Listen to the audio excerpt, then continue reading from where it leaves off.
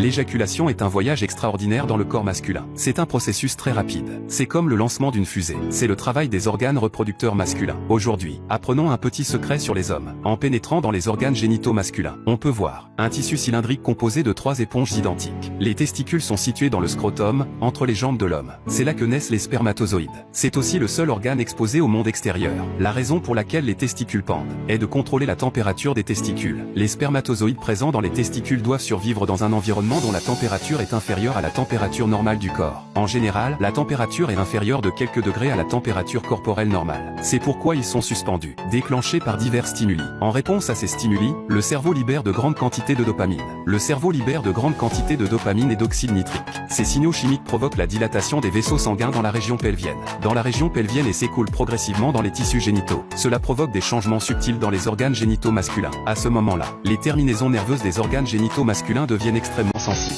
Au fur et à mesure que la stimulation s'intensifie, la tension dans la région pelvienne augmente. À ce moment-là, la ligne bulbaire urétrale, sous les organes génitaux, produit un liquide clair et alcalin pour prélubrifier l'urètre et neutraliser l'urine, et prépare l'urètre à l'arrivée des spermatozoïdes. Ensuite, les spermatozoïdes sont expulsés de l'urètre. Les spermatozoïdes sont expulsés des testicules, par le canal déférent vers les vésicules séminales situées sous la prostate. Ils se mélangent au sperme. L'armée de 300 millions de personnes est à nouveau rassemblée. Elle est prête pour la bataille. Lorsqu'un signal spécial est donné, les muscles pelviens commencent à se contracter de manière répétée. Lorsque l'éjaculation se produit, l'urètre se ferme automatiquement. Ceci afin d'empêcher l'urine de s'échapper. Lorsqu'un seuil irréversible est atteint, le sperme est expulsé avec succès par l'urètre. C'est un processus très court, mais il s'agit d'une combinaison de différentes parties.